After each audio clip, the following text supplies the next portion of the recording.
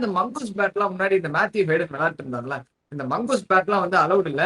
அதனாலதான் வந்து பேன் பண்ணிட்டாங்க அப்படின்னு சொல்லிட்டு ஒரு ஒரு நியூஸ் ஒண்ணு இருக்குங்க. அது மித்தா உண்மையா அப்படின்னு சொல்லிட்டு நம்ம கிரிக்கோ எடுத்து வந்து இப்போ நம்மளுக்காக வெடிச்சு கொடுத்துருவாரு. உடைச்சு கொடுத்துருவாரு. SPD emergency it's a myth and obviously yes. So முன்னாடி சொன்ன மாதிரி மங்கூஸ் பேட் இருக்கு. ஹேடன் வந்து ஒரு மேட்ச்ல எஸ்பெஷலி அகைன்ஸ்ட் டெல்லி டேர்டெவில்ஸ் நினைக்கிறேன் அந்த சமயத்துல எடுத்துட்டு வந்தாரு. ரொம்பவே எப்படி இருக்கும்னா ஹேண்டில் வந்து பெருசா இருக்கும், பேட் வந்து குட்டியா இருக்கும். சரிங்களா, இதை வச்சு என்னடா பண்ண போறாரு அப்படின்னு பாத்தீங்கன்னா, அவர் அந்த மேட்ச்லயே வந்து சூப்பரா ஒரு 40 பால்ஸ் 90 ஏதோ செம்ம ஸ்வாஷ் பக்கலிங் ஆடினாரு.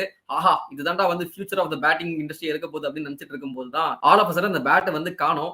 அது ஏன் அப்படின்னா நிறைய பேர் என்ன சொன்னாங்கன்னா ஐசிசியும் பிசிசியும் சேர்ந்து அதை வந்து பேன் பண்ணிட்டாங்க அப்படின்ற மாதிரி நிறைய விஷயங்கள் போச்சு. பட் ஆக்சுவலி அது உண்மையானு கேட்டீங்கன்னா கிடையாது, இட்ஸ் அ மித். சரிங்களா, என்னதான் ஆச்சு அந்த பேட்டுக்கு அப்படின்னு பாத்தீங்கன்னா, அந்த பேட்டுக்கு வந்து ஒரு ப்ராப்பரான ஒரு பேட்டிங் எபிலிட்டி வேணும். லைக் வந்து நல்லா ப்ராப்பரா பிராக்டிஸ் பண்ணிட்டு அதுக்குன்னு வந்து விளையாட தெரிஞ்ச ஒருத்தரால மட்டும் தான் அந்த விளையாட முடியும் அந்த பேட்டை வச்சுக்கிட்டு. ஹேடனே சொல்லியிருப்பாரு ஒரு ரீசெண்டா ஒரு இன்டர்வியூல லாக்டவுன்ல சிஎஸ்கே பேஜ்ல போடும்போது, 1.5 years நான் வந்து அந்த பேட்டுக்காக நான் ட்ரெயின் பண்ணேன். ட்ரெயின் பண்ணதுக்கு அப்புறம் அந்த பேட்டை நான் எடுத்துட்டு அந்த சிஎஸ்கே டக்அவுட்டுக்கு அப்ப தோனி வந்து சொன்னாராமா ஃபன்னியா, லைக் வந்து நான் உனக்கு வந்து என்ன வேணா கொடுக்குறேன், தயவு செஞ்சு அந்த பேட்டை மட்டும் வச்சு ஆடாயிடாதப்பா மேட்ச்ல அப்படின்னு வந்து தோனி சொல்லியிருக்காரு போல. ஆமா, அது மட்டும் இல்லாம சுரேஷ் ரெய்னாட்ட ஹைடன் வந்து இந்த பேட்டை கொடுக்கும்போது சுரேஷ் நான் யூஸ் பண்ணி பார்த்துட்டு எனக்கு செட் ஆல அப்படின்னு சொல்லிட்டு அந்த விஷயம் அந்த டைம்ல வைரல் ஆச்சு.